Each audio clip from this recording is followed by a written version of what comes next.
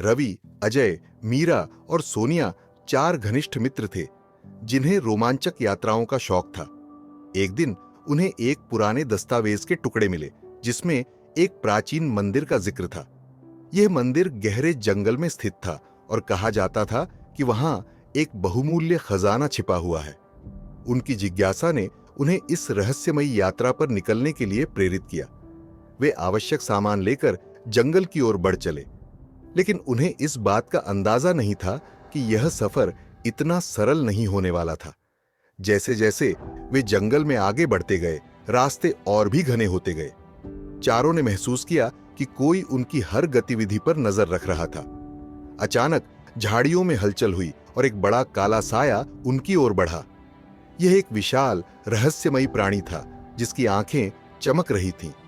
वह किसी प्राचीन श्राप का रक्षक प्रतीत हो रहा था। दोस्तों ने तुरंत एक पेड़ के पीछे छिपकर अपने बचाव का रास्ता सोचा। कई बाधाओं को पार करने के बाद वे एक विशाल मंदिर के सामने पहुंचे। यह मंदिर हजारों साल पुराना लग रहा था। द्वार पर अजीबोगरीब नक्काशियां बनी हुई थीं, जिनमें कुछ प्रतीक अंकित थे। अजय ने दस्तावेज को ध्यान से पढ़ा और उनमें छुपे संकेतों को समझने की कोशिश की। एक विशेष क्रम में पत्थरों को दबाने से मंदिर का द्वार धीरे धीरे खुल गया, लेकिन उनके अंदर प्रवेश करते ही दरवाजा जोरदार आवाज के साथ बंद हो गया। मंदिर के अंदर अंधेरा और रहस्य व्याप्त था। चारों ने अपने टॉर्च जलाए और आगे बढ़े। वहां की दीवारों पर चित्रों के माध्यम से कई गूढ़ संकेत दिए गए थे। वे समझ गए कि खजाने तक पहुंचने के लिए उन्हें इन पहेलियों को हल करना होगा।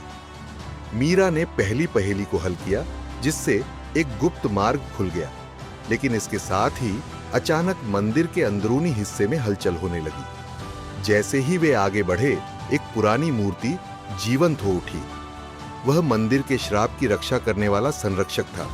उसने चेतावनी दी कि यदि वे खजाने को लेने की कोशिश करेंगे तो वे भी श्राप के शिकार हो जाएंगे। परंतु रवि ने महसूस किया कि मंदिर की दीवारों पर उकेरी गई कहानियों में श्राप को तोड़ने का तरीका भी दिया गया था।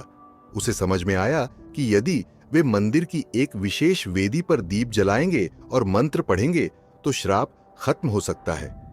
वेदी पर दीप जलाने के बाद पूरी जगह कांपने लगी। हवा में अजीब सी ध्वनियां गूंज उठीं और मंदिर की छत से विशाल पत्थर गिरने लगे। लेकिन जैसे ही अंतिम मंत्र पूरा हुआ, मंदिर शांत हो गया। श्राप समाप्त हो चुका था। अब वे खजाने को सुरक्षित रूप से ले सकते थे। खजाना कोई साधारण सोने चांदी का नहीं था, बल्कि यह एक अमूल्य प्राचीन ज्ञान था जो सभ्यता के रहस्यों को उजागर कर सकता था। चारों मित्र मंदिर से सुरक्षित बाहर आ गए। उन्होंने खजाने को किसी संग्रहालय को सौंपने का निर्णय लिया ताकि इसका ज्ञान दुनिया तक पहुंच सके। उनकी यह यात्रा सिर्फ रोमांचक ही नहीं थी, बल्कि एक नई सीख भी थी कि लालच से ज्यादा ज्ञान का मूल्य होता है।